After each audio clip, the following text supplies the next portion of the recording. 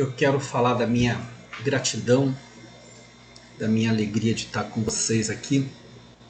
É sempre um presente para mim quando eu sou convidado a dar uma palestra, porque o tema ele acaba vestindo em mim como uma luva. E falar de Jesus, eu não consigo falar dele sem me examinar no tema. Então, agradeço o presente que eu recebi e vamos à nossa fala. Caso, só um detalhe, o áudio não esteja bom, alguma coisa assim, o meu chat está aberto, é só falar, que aí eu tento ajustar aqui, ok? Então vamos lá. O que nós vamos conversar sobre Jesus agora, ele está lá na parábola, está lá no Evangelho de João, capítulo 21. E quem for olhar o capítulo 21 do Evangelho de Jesus, vai ver que aquela foi uma semana muito atípica para os apóstolos. Já estava no terceiro ano em que Jesus estava fazendo o seu ministério na terra, todas as profecias haviam sido cumpridas, e naquela semana em particular, depois de um dia de volta de trabalho dos apóstolos com Jesus, sempre que terminava o dia, Jesus ia com eles para a casa de alguém, para uma refeição, para uma conversa, para mais lições e tudo mais. Mas naquele dia em particular, Jesus pegou a todos os apóstolos de surpresa, porque no meio da conversa ele pegou de uma bacia d'água e começou a lavar os pés dos apóstolos. E eles não entenderam foi nada, porque assim, nós é quem tínhamos que lavar os pés do Senhor, e o Senhor está lavando os nossos pés. Até que chegou aos pés de Pedro, e Pedro falou para Jesus assim: os meus pés o Senhor não lava. E aí Jesus falou para ele assim: bom, se eu não posso lavar teus pés, então tu não tem partes comigo. Pedro falou: bom, sendo assim, né, então pode lavar, e lavou. Então aquilo ali pegou os apóstolos um pouco de surpresa. Já no dia seguinte, era Páscoa, na época lá de Jesus, e eles saíram para trabalhar, para fazer o que tinha que fazer, e à noite eles fariam a ceia de Páscoa, Jesus e os 12 apóstolos. No meio do jantar com eles, Jesus solta algo na conversa mais ou menos assim: aquele dentre vós que estáis comigo há de me trair. Os apóstolos ficaram olhando um para o outro, se perguntando assim: como assim te trair? Quem vai te trair? Nós te amamos, e alguma coisa assim. Mas ninguém tinha coragem de chegar até Jesus e perguntar a ele assim: quem vai te trair, Senhor? E aí, como eles sabiam que João, o evangelista, era muito próximo de Jesus, eles davam um sinal para ele assim: ó, vai lá e pergunta para Jesus quem que vai trair ele, né? E aí o João Evangelista pergunta quem que há de trair Jesus, e Jesus diz assim: aquele a quem eu der o pedaço de pão molhado. Então Jesus pega um pedaço de pão, pega uma caneca de água, enfia o pão na caneca e entrega para Judas. Quando Jesus diz quem há de traí-lo, começa a haver um alvoroço ali naquela... E era a Santa Ceia, naquele jantar com Jesus. E aí contam os estudiosos dessa obra, dessa passagem de Jesus, isso não está mais no Evangelho, mas é a Amélia Rodrigues quem pesquisou e ela trouxe para nós, que quando Jesus falou para Judas que seria ele quem iria traí-lo, Jesus se aproxima de Judas e começa a conversar com ele. Mas não com Judas em si, mas com o espírito que obsidiava a Judas. E Jesus dizia para o espírito alguma coisa assim: aproveita o tempo que te resta, porque o meu tempo na terra já está terminando. E aí durou mais uns 30, 40 segundos a conversa, e quem assistiu ali conta que Judas, assim que Jesus terminou de conversar com o Espírito, através de Judas, Judas saiu da casa correndo. Os outros apóstolos que não ouviram a conversa, que não sabiam de nada, acreditaram que Judas saiu de casa correndo, ou porque Jesus tinha mandado ele pegar alguma coisa, já que ele era o tesoureiro, que fosse pegar algum dinheiro, alguma coisa assim. E na agitação dessa semana, todos foram dormir. No outro dia cedo, como de costume, Jesus saiu para caminhar na praia com todos os apóstolos. E caminhando e conversando, como Judas tinha dormido fora, não junto com eles naquela noite, então Judas chegou logo depois e encontrou o grupo. Pedro, vendo que Judas havia chegado, se aproxima de Jesus numa conversa de pé de orelha e pergunta para Jesus assim: Senhor, e deste aí, apontando para Judas, o que será dele? Aqui nós abrimos a nossa primeira reflexão acerca desse diálogo de Pedro com Jesus. Tem muito de nós nessa pergunta que Simão Pedro fez a Jesus. Vamos olhar o contexto lá 2000 anos atrás. Já faziam 3 anos que Jesus estava pregando com os discípulos, ensinando a eles a grande obra que deveria ser feita no planeta, mas também ensinando a eles a grande obra que deveria ser feita dentro. A obra da Amélia Rodrigues? Posso. A obra que deveria ser feita dentro de cada um deles. E aí, com tanta coisa a fazer, com tanta coisa a realizar dentro de si e fora de si, com o que Simão Pedro vai se preocupar? Com a vida de Judas.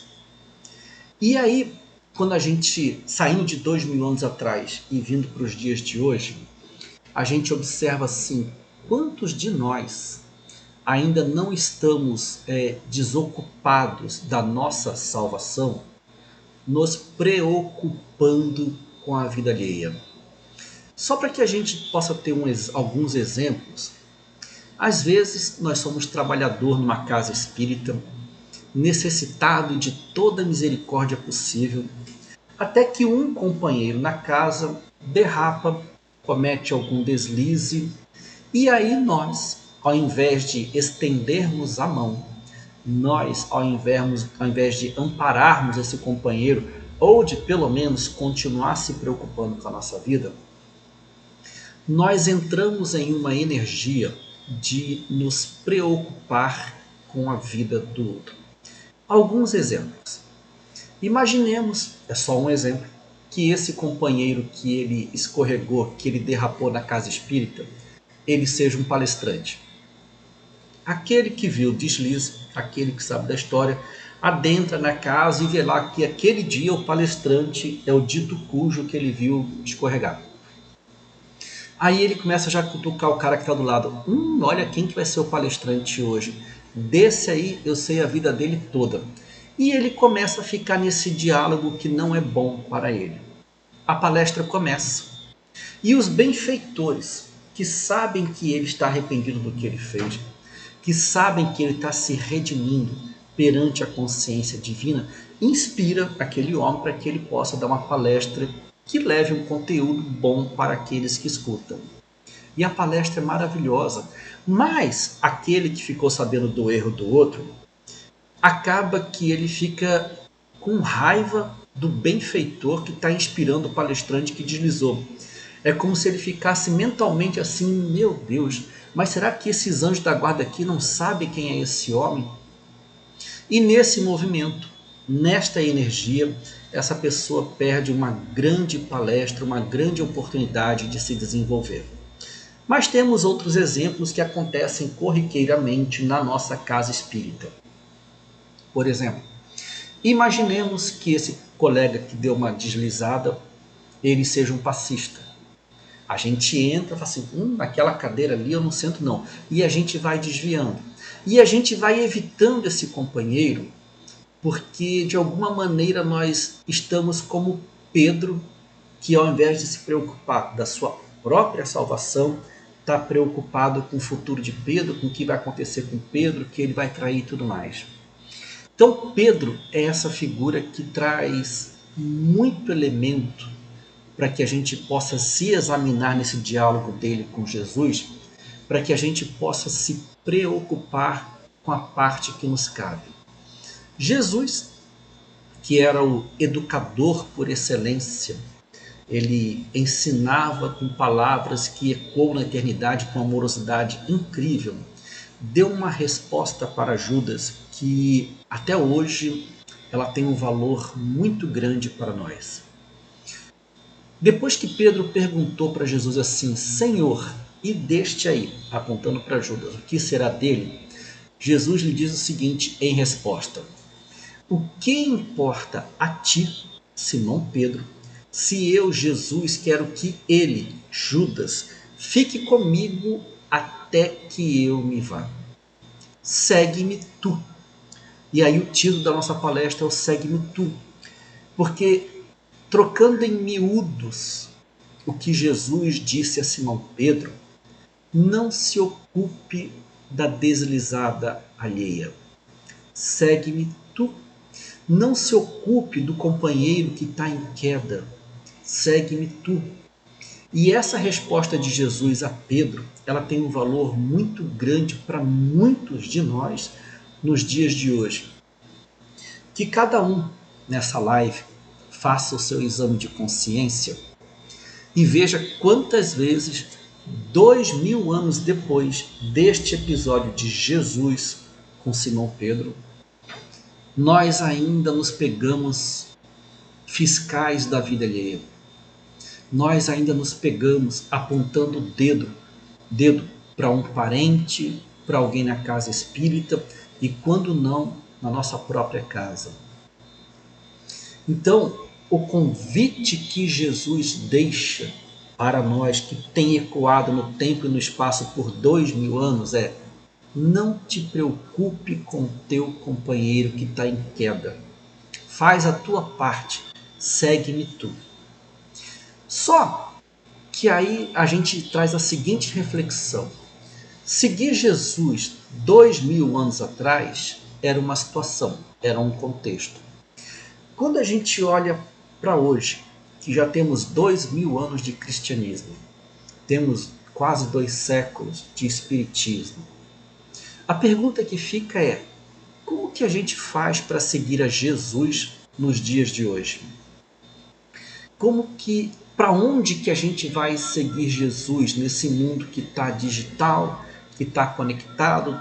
As pessoas estão conectadas digitalmente, mas ao mesmo tempo elas estão distantes emocionalmente uma das outras. A grande pergunta é: neste ano de 2020, daqui para frente, como fazer para seguir Jesus? E a resposta para essa pergunta, ela está na própria história, no próprio exemplo do cristianismo. Eu vou trazer 4 exemplos que aconteceu no passado, mas que servem como base para nós de como seguir a Jesus nos dias de hoje. Há um personagem da época de Jesus, talvez de todos os que estavam com Jesus, a quem eu mais admiro, que é Maria de Magdala ou Maria Madalena. Maria Madalena era uma mulher que, quando jovem, seus 14, 15 anos, se apaixonou por um soldado, acredito eu, e este, dizendo a ela que a amava, que era a mulher da sua vida, ela se entregou a ele. E tão logo os dias passaram-se e ele desfrutou da juventude e da beleza dela, tudo que ele podia desfrutar, ele deu as costas e foi embora. Ela, que havia ficado com o coração partido, não dando conta de lidar com a sua dor, a dor do desprezo, a dor da desfeita, a dor de um coração partido, ela fez do seu corpo o seu instrumento de vingança dos homens. A cada homem que ela se deitava, era como se ela expressasse naquele momento o desprezo que ela tinha pela figura masculina. E assim ela se atolou no vício do sexo, assim ela ficou rica, até que um dia, ela já muito cansada desse vazio existencial, que homem nenhum na cama dela e nem nenhuma bebida que ela, ou qualquer droga que ela consumisse conseguisse preencher o seu coração sensível, mas muito machucado, ela ficou sabendo através de um leproso que Jesus estava na cidade. E aí, só fazendo um parênteses, para quem conhece assim, essa história de Maria de Magdala com este leproso, um dia ela estava viajando de um lugar para o outro na sua carruagem, um leproso lhe pediu esmola e ela deu a esmola e eles começaram a conversar. E este leproso disse a ela que Jesus estava curando os leprosos, os cegos, aleijados e tudo mais, e que ele ia ao encontro dela. E aí ela deu dinheiro para ele, até um pouquinho a mais do que habitual, e falou assim: tá aqui esse dinheiro, e se você encontrar esse tal de Jesus, me avise. E aí esse leproso encontrou com Jesus, foi curado por ele e se lembrou do pedido que Maria Madalena fez a ele. Ele correu até a casa dela e contou para ela e mostrou que ele havia sido limpo das lepras que ele tinha por Jesus. E falou assim para ela: vá, ele está na casa tal, no endereço tal. Naquela madrugada, ela se levantou e foi ao encontro de Jesus. E aí a história a gente conhece. Quando ela conversa com ele, quando ela ouve Jesus chamando-a pelo seu nome, ela percebe que todo amor que ela buscava nos homens ou naquele homem que abandonou era um amor que não se comparava ao amor que ela sentiu quando ela conheceu Jesus. E aí então ela se desfaz de tudo que ela tem para poder seguir a Jesus. Para ela poder seguir Jesus, ela venceu todos os vícios que ela tinha de bebida alcoólica e de sexo. E só para que a gente possa se lembrar, em algum livro que eu não vou saber dizer qual é, Emmanuel escreveu que 99% da humanidade tem como problemática maior a questão do sexo. Segundo ele, nós, ou pelo menos aqueles de nós que estamos nesses 99%, somos adoecidos em nossa sexualidade por aquilo que pensamos, por aquilo que fazemos, por aquilo que desejamos, mas não realizamos. E Maria Madalena, ou Maria Magdala, era uma dessas. Mas depois que ela conheceu o Cristo e a sua proposta, ela travou uma luta gigantesca consigo mesma, vencendo vícios, vencendo pensamentos perturbadores e se entregando de maneira incondicional a Jesus e, depois que ele foi crucificado, aos leprosos, a quem ela passou a cuidar deles, levando a palavra cuidando das lepras, das feridas deles e levando a palavra de Jesus para ela. Então ela é o primeiro exemplo que eu trago para essa nossa reflexão de seguir a Jesus. Aí as perguntas que ficam para que a gente possa pegar tudo isso e encaixar na nossa realidade é: dá para a gente fazer uma lista, ou pelo menos um exame de consciência, daqueles pensamentos que nos visitam há muito tempo, daqueles pensamentos que nos visitam nas horas que a gente vai deitar, que vai encostar a cabeça no travesseiro? E inspirado em Maria de Magdala, dá para a gente começar a se educar, a tomar consciência desses pensamentos e começar a trabalhá-los por alguma coisa que seja melhor para nós mesmos? Então essa é a primeira proposta. E aí, em reforço a esse exercício de seguir ao Cristo, ele falou assim sobre o adultério por pensamento. Então veja, não se trata de apenas ser leal na conduta, mas é se vencer para ser leal nos pensamentos. Então aí eu vejo nela um grande exemplo de como seguir a Jesus nos dias de hoje, onde tudo é muito fácil, tudo é muito permissivo e às vezes nós temos dificuldade com tantas facilidades que as redes sociais nos proporcionam. Mas vamos lá, vamos imaginar que no teu caso não seja essa a tua grande dificuldade. Então eu vou trazer um segundo exemplo.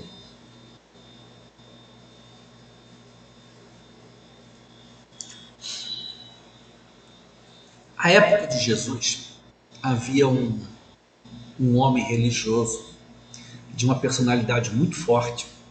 Além dele ser muito possuidor de bens materiais, ele vinha de pais influentes. E ele era conhecido pela sua oratória, pelo seu discurso e pela maneira como ele defendia as leis às quais ele acreditava que não eram os ensinamentos de Jesus.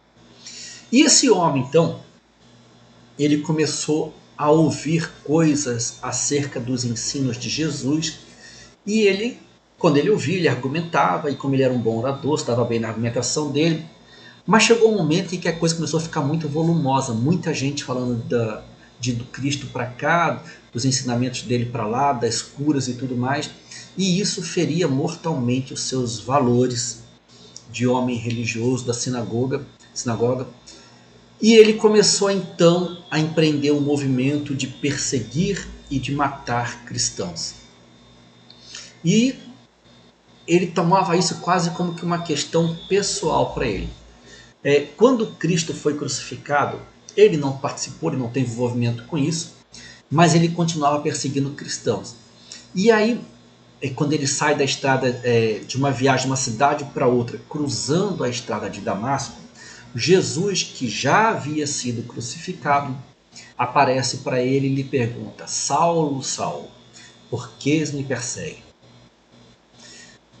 A grandeza de Saulo está no fato do seguinte: toda a energia que ele tinha, ele direcionava para um lado, ao qual ele acreditava que aquele era o caminho verdadeiro. Quando Jesus aparece para ele na estrada de Damasco, e ele reconhece que ele estava direcionando toda a energia dele para o lado errado, ele não se lamenta, ele não se faz de vítima, pelo contrário, ele pega a mesma energia e coloca à disposição do Cristo, mas não é dias depois, é na hora. Porque vocês se lembram do diálogo de Jesus com Saulo, quando ele perguntou: Saulo, Saulo, por que me persegues? E aí Saulo, percebendo, reconhecendo que era Jesus, faz a ele apenas uma pergunta: Senhor, o que queres que eu faça? Então esse é um segundo exemplo de como nós podemos seguir Jesus nos dias de hoje.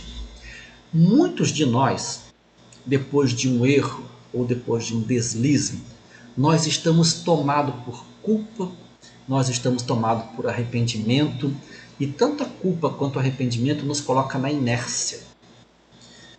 Eu não sei quantos cristãos Paulo matou, mas eu sei que quando ele descobriu que ele estava em erro, ele só pegou toda aquela energia que ele tinha e direcionou por outro caminho. E o trabalho que ele fez foi tão grande, foi tão gigantesco, que Saulo, que agora é o apóstolo Paulo de Tarso, ele amparou os outros apóstolos dos seus trabalhos. Uma vez um colega espírita aqui em Cuiabá, ele falou assim: se hoje nós temos o evangelho para estudar, foi graças ao incentivo que Paulo deu aos apóstolos e às incontáveis viagens que ele fez. Aonde ele ia, ele copiava o evangelho, pregava o evangelho e ia embora. E não é ele que copiava, ele convidava as pessoas a copiar. Então muita gente copiava o evangelho, ele explicava todo aquele evangelho e ia embora. E ele passou a sua vida inteira copiando o evangelho, pregando o evangelho e fortalecendo os outros discípulos que conheceram Jesus e caminharam com ele. Olhando para nós, é possível nós nos apropriarmos da energia que nos levou ao erro, não do pensamento equivocado, mas se a gente errou porque a gente estava com vontade de fazer alguma coisa, pegar essa vontade e direcionar ela para um caminho bom, para um caminho do acerto, para um caminho que nos coloque numa condição melhor daquela que nós nos encontramos hoje? É uma questão de vontade. E ninguém pode falar que é difícil sem ter tentado. Paulo era tão humano quanto todos nós. Ele tentou, ele conseguiu. Então hoje, se a gente quer fazer alguma coisa a benefício de nós mesmos, vamos sair da lamentação do erro.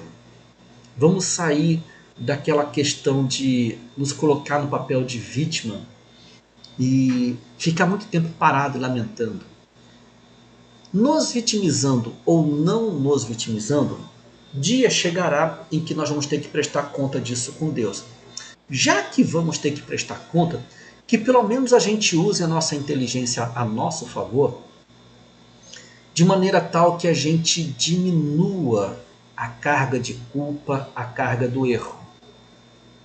Para quando chegar a hora dessa conversa com a nossa consciência, no momento da nossa passagem, a gente tem uma lista de serviços também para apresentar em contraponto ao erro que nós cometemos.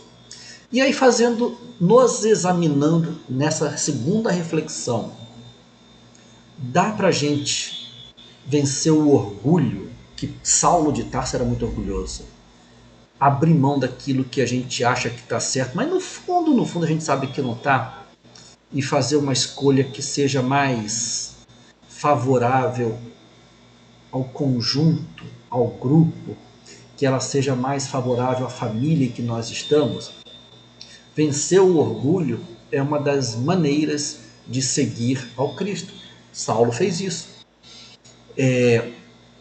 Sair do papel de vítima é uma das maneiras de nós encontrarmos o Deus que há em nós, que Jesus nos falou, e fazer a parte que nos cabe. Então nós já temos aqui dois exemplos: Maria de Magdala, Saulo de Tarso.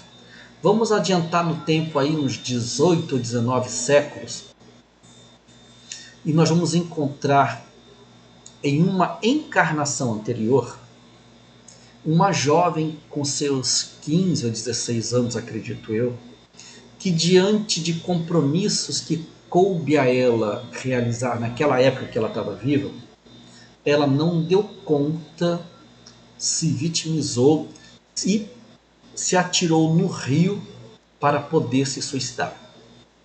Morreu afogada e, como todo suicida que a gente que é espírita conhece, ela chegou bem complicada do lado de lá.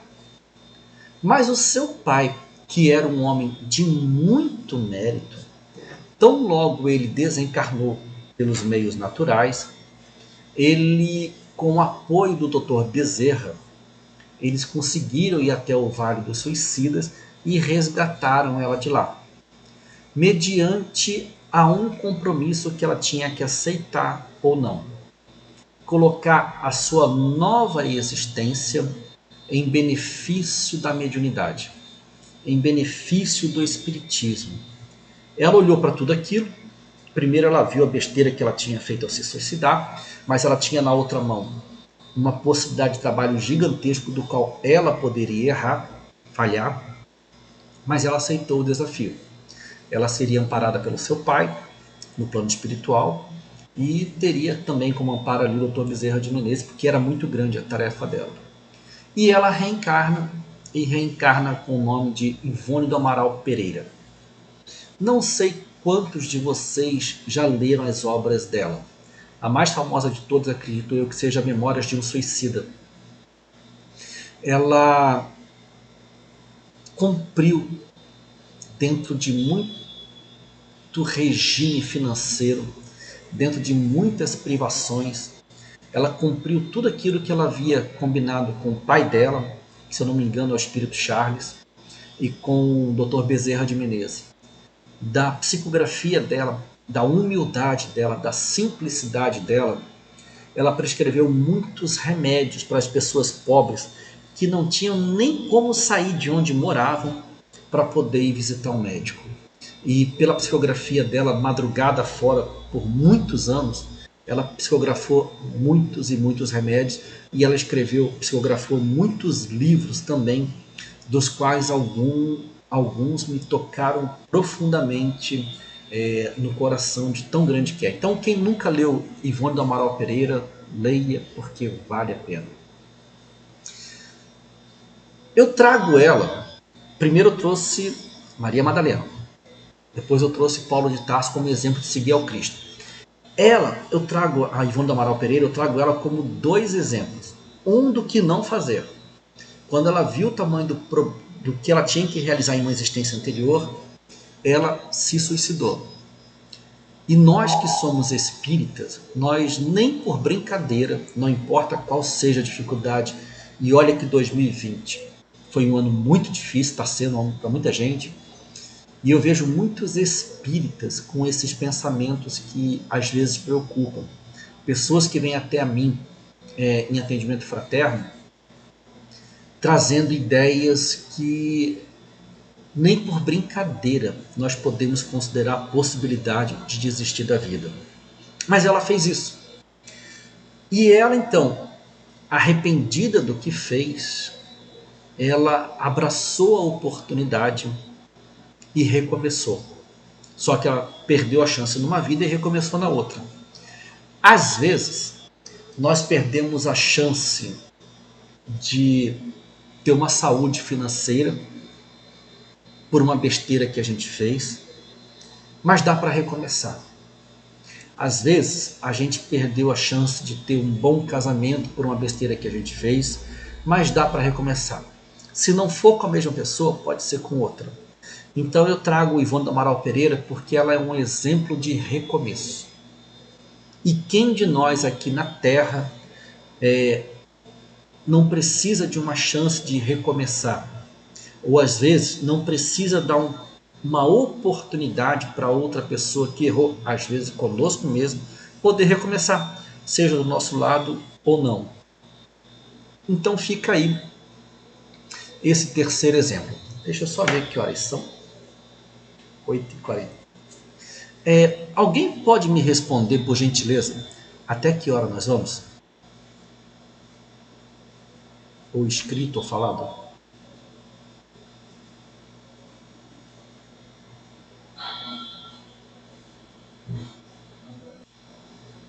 Obrigado.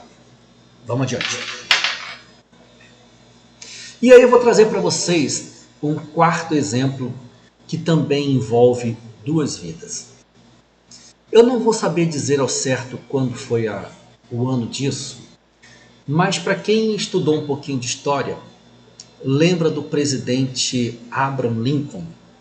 Ele trabalhou muito pela libertação dos escravos americanos, até que um dia ele conseguiu assinar o documento lá que libertava os escravos americanos, os negros americanos da escravidão. Se a gente for olhar para o que aconteceu quando os escravos foi libertado, não é uma leitura de humanismo como deve ser olhado, mas vamos olhar com uma leitura de mercado. Todas as fazendas, todos os negócios lá, eles giravam em torno de uma mão de obra gratuita, que era a mão do escravo, a mão de obra dos escravos. Quando o presidente falou que nenhum homem mais trabalharia de graça porque todos são livres, branco, negros, índios e tudo mais, isso gerou um impacto na economia tão grande, que por conta disso, muitos empresários, quando a falência bateu rapidamente à sua porta, se suicidaram.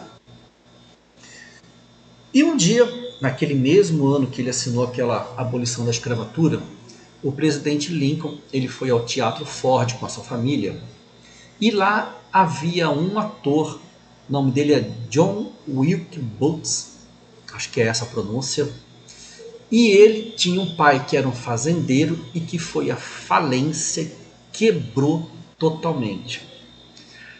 Esse ator, John Wilkes Booth, naquele dia que o presidente estava no Teatro Ford, haveria uma peça e ele faria parte dessa peça. Mas ele tinha um plano. Assim que tivesse muito movimentado no teatro, no palco, ele que conhecia o Teatro Ford totalmente, ele sairia pelos corredores escondidos do teatro, iria até o camarote do presidente Lincoln, e daria um tiro nele. E assim ele fez. Entrou no camarote do presidente, estava ele e a sua esposa, foi lá, deu um tiro a queima-roupa no presidente e ele saiu correndo. Os jornais daquela época relatam que até aquele período aconteceu a maior perseguição policial que os Estados Unidos já tinha visto. A polícia perseguiu John Wilkes Booth por 12 dias e quando achou, deu um tiro nele a queima-roupa. Acredito eu, é um achismo meu isso, que quando este homem morreu, ele foi recebido no plano espiritual pelo próprio presidente Lincoln. Não está escrito em lugar nenhum isso, é um achismo meu.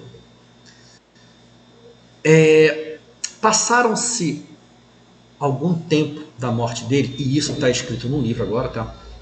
Ele se arrependeu do que ele fez e ele pediu a oportunidade para reencarnar na Terra, nos Estados Unidos, para poder reparar a besteira que ele fez, o John Wilkes Booth.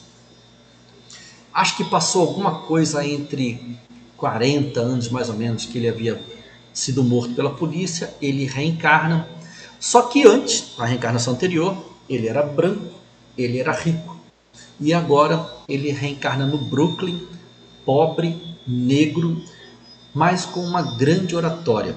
A oratória dele era tão grande que ele se tornou muito jovem um pastor ali no Brooklyn. E ele pregava, e nas pregações dele, ele falava muito, mas muito mesmo, da liberdade, da falsa liberdade que os negros americanos haviam conseguido, porque se eles eram livres no papel, eles não eram livres de fato. Mesmo 40 ou 50 anos depois do presidente Lincoln ter assinado aquilo ali, o negro não podia entrar no mesmo ônibus que o branco. As crianças negras não podiam estudar na mesma escola das crianças brancas. Então, este homem que nasceu pastor, negro, pobre no Brooklyn, falava dessa igualdade que ele queria ver entre negros e brancos. E ele falava, e cada vez que ele ia falando, juntava mais pessoas, a ponto de a polícia começar a monitorar todas as falas dele, todos os eventos dele, para que não acontecesse nada de errado. Um dia, ele e a equipe dele organizam um evento gigantesco. Se eu não me engano, naquele evento que ele organizou, ali haviam mais de 60 mil pessoas ou mais, e ele falava ali para aquelas pessoas sobre o sonho que ele tinha. E o discurso dele ficou conhecido como discurso profético, quando ele dizia assim: I have a dream, eu tenho um sonho de um dia poder ver as nossas crianças negras e brancas podendo estudar no mesmo banco das escolas. Eu tenho um sonho de um dia poder ver os homens brancos e os homens negros sentados à mesa da fraternidade. John Wilkes Booth, que havia assassinado o presidente americano por ter libertado o escravo, reencarna depois negro na figura de Martin Luther King, como aquela pessoa sim que deu a sua voz aos negros para que esses pudessem, a partir dali, experimentar e gozar de uma liberdade. E da mesma maneira como ele assassinou o presidente diante da sua esposa, Martin Luther King foi assassinado na porta da sua casa diante da sua família. Então esse é o nosso quarto exemplo de como seguir Jesus aos dias de hoje. E ele traz muita semelhança com a Ivone do Amaral Pereira, porque o erro que ele cometeu foi muito grande. Ele ceifou a vida de um homem, mas não foi de um homem qualquer. Era um homem que estava escrevendo a história dos Estados Unidos, era um homem que estava escrevendo a história da liberdade dos negros americanos. Mas depois, se Maria Madalena caiu em si e seguiu ao Cristo, se Paulo de Tarso, caindo em si, seguiu ao Cristo, se Ivone do Amaral Pereira, caindo em si, se dedicou ao espiritismo, seguindo Cristo.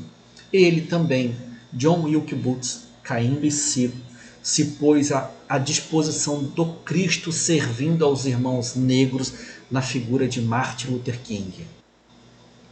É mais um convite, é mais uma reflexão que fica para nós de como fazer para poder servir ao Cristo nos dias de hoje.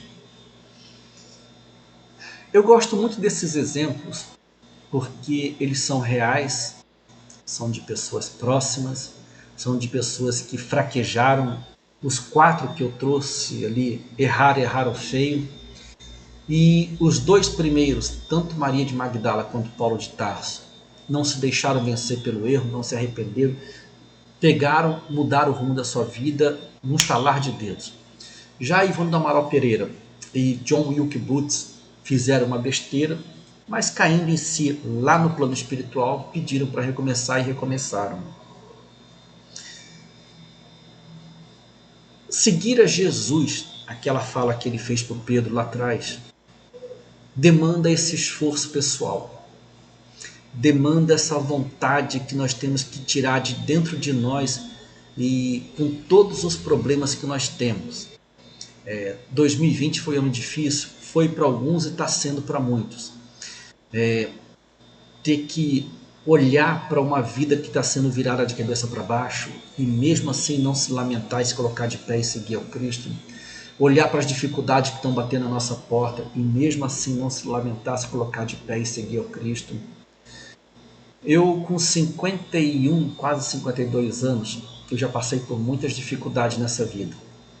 E uma coisa que eu posso hoje dizer que eu aprendi olhando para trás é que todas aquelas dificuldades em que me faltaram fé, elas ficaram mais difíceis do que eram para ficar.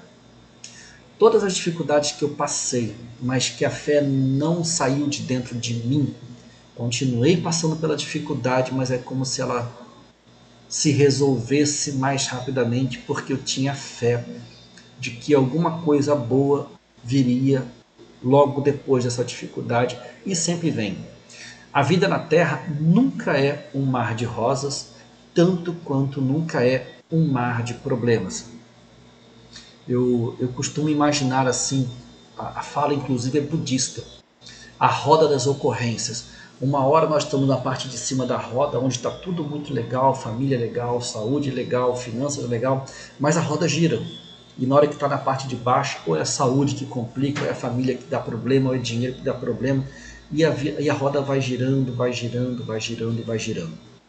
Só para finalizar, eu vou ler um texto aqui rapidinho, da Hermance du Fox, que ela fala para nós sobre as dicas que ela nos dá para poder seguir ao Cristo. A lição se chama Roteiro para o Processo Autotransformador. Está no livro Reforma Íntima Sem Martírio, página 44. Aí ela dá algumas dicas aqui, deixa eu até ver que horas são.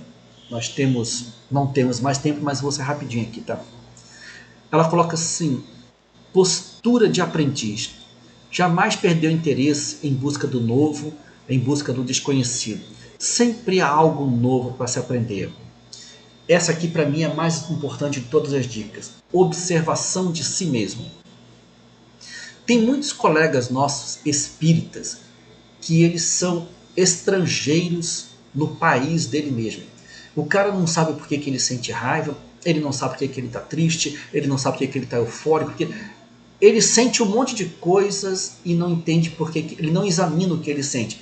Então a observação de si mesmo é um grande convite para a gente seguir a Cristo, porque a gente não se deixa levar por emoções bobas. Renúncias. 2020 está um eterno convite para a gente renunciar a um monte de coisa. A aceitação da sombra. A psicologia, a transpessoal, inclusive na fala de Jonathan Angeles, ela nos mostra que nós somos feitos de luz e de sombra. Negar a sombra é só aumentá-la. E aí acolher a esta sombra, não brigar com ela, é caminhar em paz com o lado luz e com o lado sombra que nós somos. Auto-perdão. Quantos erros nós já cometemos, mas Se perdoar é uma arte que faz muito bem para o homem que quer continuar caminhando. Comprometimento com a meta de crescimento que assumimos. Por incrível que pareça, muitos de nós espíritas nem a meta de crescimento nós temos. A gente sabe que a gente está caminhando em direção a Deus, a Jesus, à luz. Mas a gente não para poder fazer a meta e, fazendo a meta, se comprometer com ela. Bom, segue adiante aqui a lição.